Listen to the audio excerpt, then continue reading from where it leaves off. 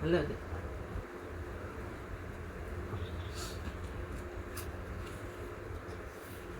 tapi malam nih Nabi Hud. Ada burung Hud. Ya kah? Ya kan burung.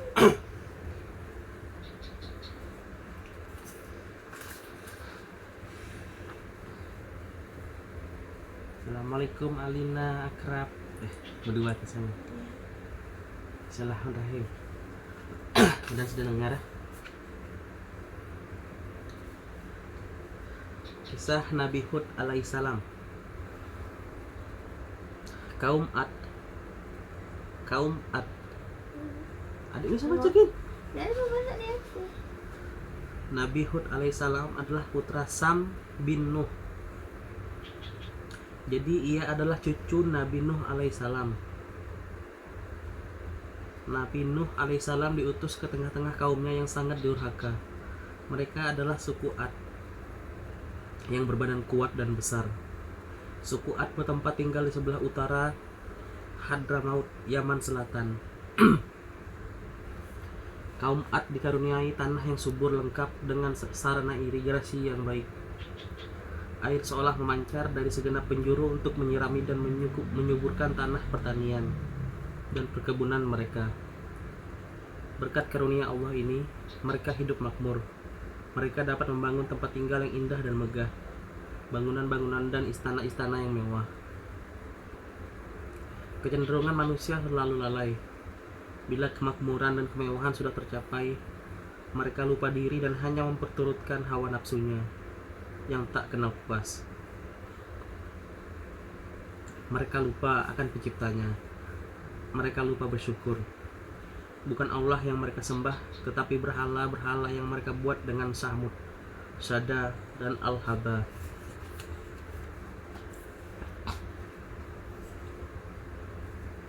Ajakan Nabi Hud kepada kaum Ad alaihissalam.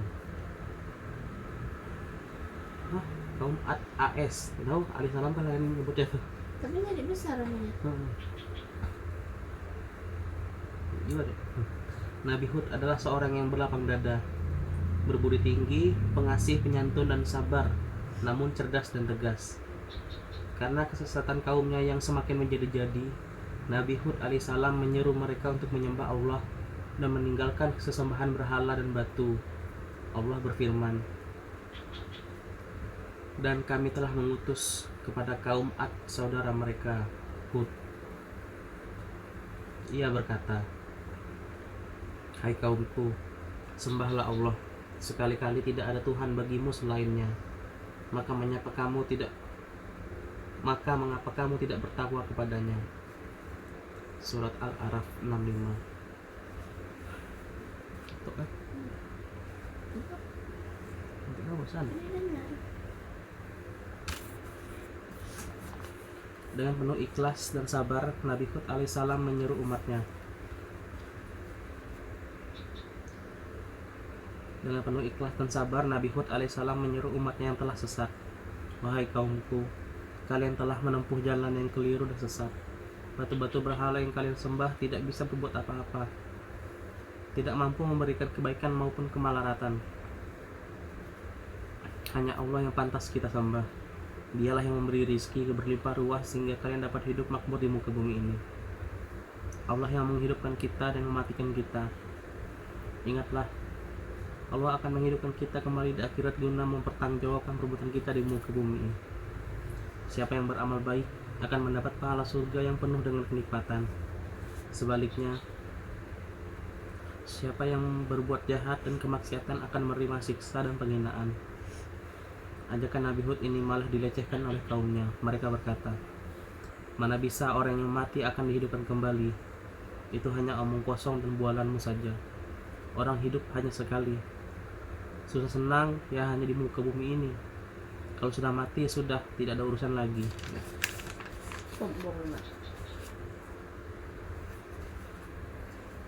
Mereka bahkan berani mencerca Nabi Hud alaihissalam dan perbuatannya makin keterlaluan. Kemaksiatan merajalela. Mereka tidak mau menerima Nabi Hud alaihissalam sebagai utusan Allah, bahkan mengejeknya sebagai orang bodoh dan tidak berakal.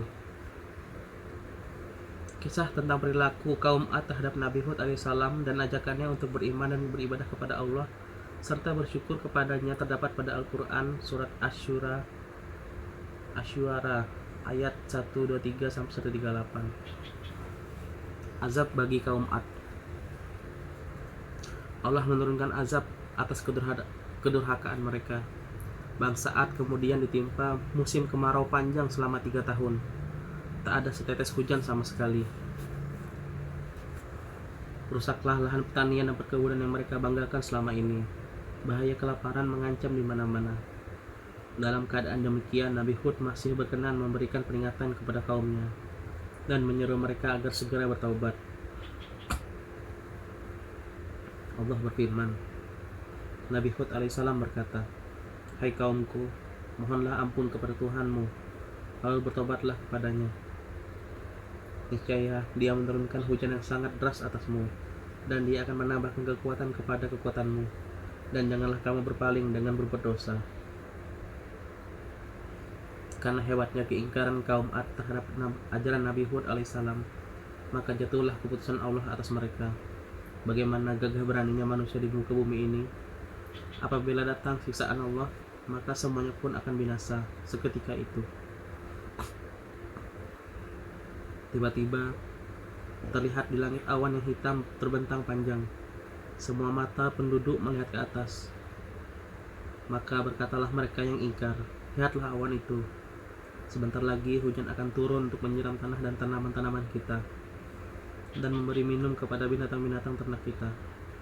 Nabi Hud alaihissalam berkata kepada mereka, "Itu bukan awan rahmat, tetapi awan yang membawa angin samun, yang akan membinasakan kamu semuanya, angin yang penuh dengan azab yang amat pedih."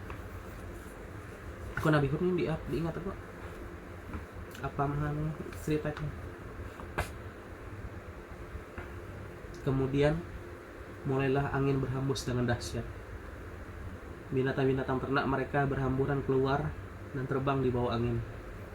Begitu pula semua benda milik mereka. Gunung-gunung pun menjadi hancur. Mulailah kaum Ad merasa takut dan berlarian ke sana kemari untuk mencari perlindungan. Mereka masuk ke rumah masing-masing.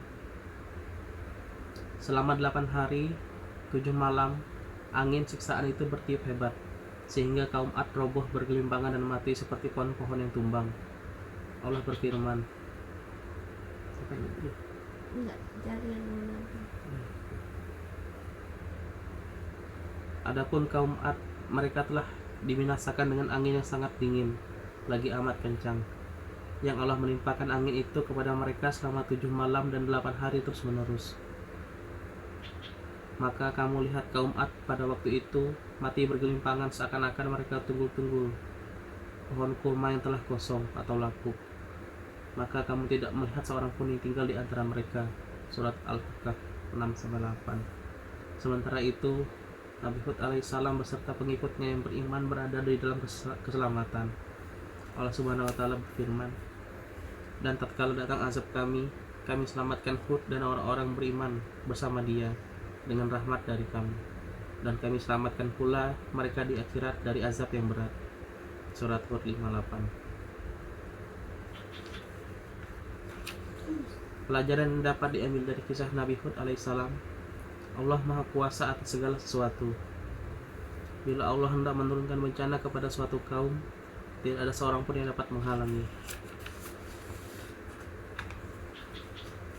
Allah akan mengazab orang yang ingkar dan durhaka kepadanya, serta akan memberikan pahala dan balasan yang setimpal bagi orang yang taat dan patuh kepadanya.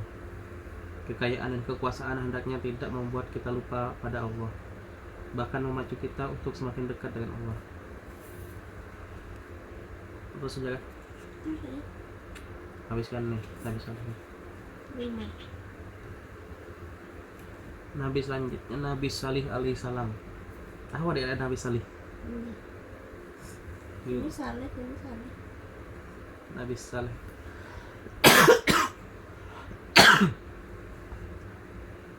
Nabi Saleh alaihissalam.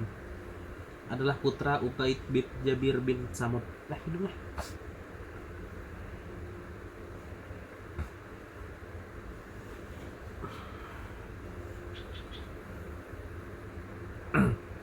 Nabi Soleh termasuk suku Samud. Nama yang diambil dari kakeknya. Samud bin Amir bin Iram bin Sam bin Nuh. Nabi Soleh adalah keturunan yang keenam dari Nabi Nuh alaihissalam. Kaum Samud menempati daerah bekas negeri kaum Ad yang telah hancur. Negeri itu terletak di antara Hijaz dan Syam, di sebelah tenggara Madian. Kaum Samud mampu membangun jaringan irigasi yang lebih sempurna guna mengairi lahan dan pertanian dan perkebunan. Mereka juga membangun tempat tinggal yang jauh lebih indah dan megah di bukit-bukit. Mereka hidup makmur dan berlomba-lomba dalam kemegahan. Kemudian mereka penuh kemakmuran dan kebahagiaan.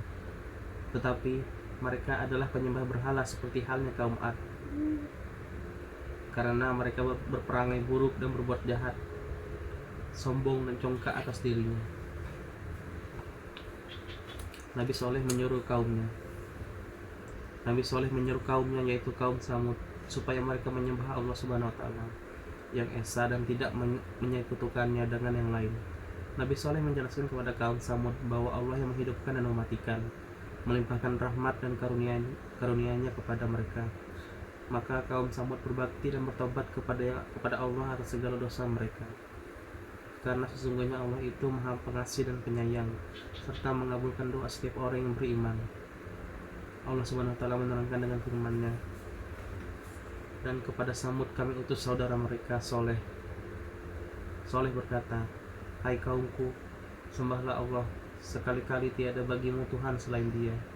Dia telah menciptakan kamu dari bumi, tanah, dan menjadikan kamu pemakmurnya. Karena itu mohonlah ampunan-Nya, kemudian bertobatlah kepadanya.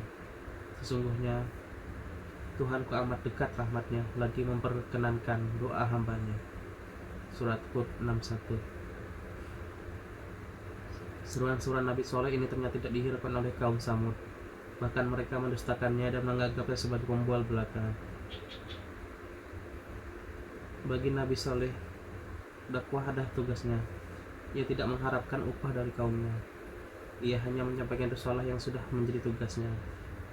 Maka tanpa putus asa, dengan sabar dan tawakal ia tetap melancarkan dakwah untuk menyembah Allah dan meninggalkan kekufuran, hingga mereka sadar akan kekhilafan mereka dan mau kembali ke jalan yang benar.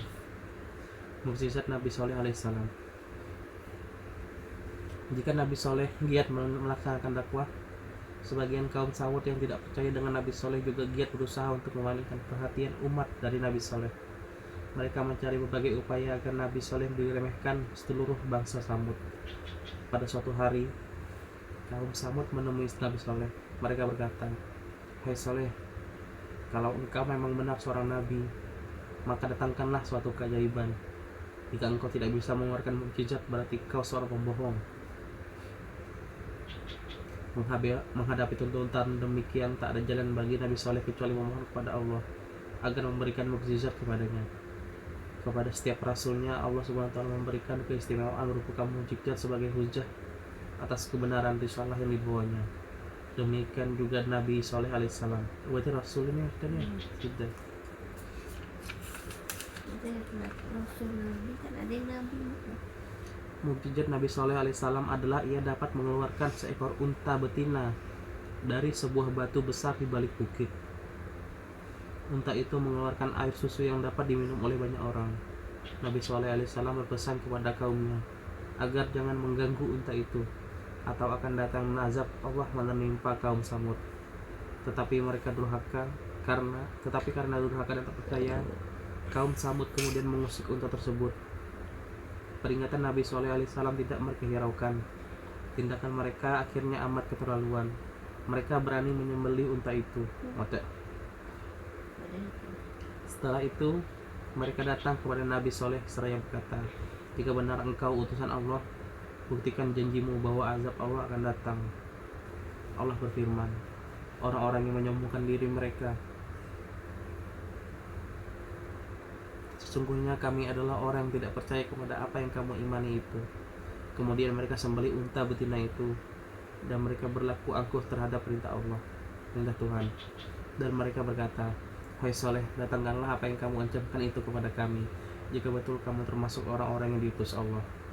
Surat Al-A'raf 76-77. A'raf. Azab menimpa kaum Samud. Setelah unta Nabi Soleh dibunuh, maka tanda-tanda kedatangnya azab adalah mulai tampak. Maka tanda-tanda datangnya azab Allah mulai tampak. Sebelum azab itu datang, Nabi Soleh alaihissalam beserta orang-orang yang beriman pergi menjauh. Allah Subhanahu wa taala menerangkan. Maka Soleh meninggalkan mereka seraya berkata, "Hai kaumku, sesungguhnya aku telah menyampaikan kepadamu amanat Tuhanku, dan aku telah memberi nasihat kepadamu. Tetapi kamu tidak menyukai orang-orang yang memberi nasihat." Surat Al-A'raf 79. Tiba-tiba bumi berguncang dengan sangat hebatnya. Petir pun menyambar dengan dahsyatnya. Kaum Samud binasa. Bangunan-bangunan megah yang selama ini mereka banggakan hancur lebur. Firman Allah Subhanahu wa taala, "Karena itu mereka ditimpa gempa, maka jadilah mereka mayat-mayat yang bergelimpangan di tempat tinggal mereka." Al-A'raf 78. Al-A'raf.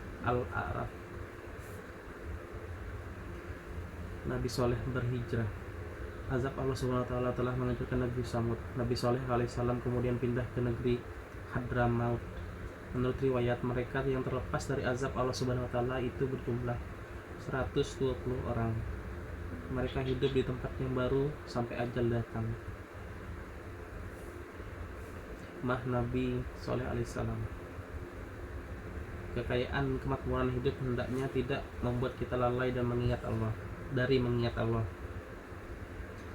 Allah tidak segan-segan akan menimpakan azab kepada suatu kaum yang membangkang dan durhaka. Allah akan menyelamatkan orang yang beriman kepadanya dan menganugerahi mereka dengan karunia dan balasan tak terhingga. Dah, habis. Nabi Ibrahim. Wah, Nabi Ibrahim yang seru nih. Tentang kurban.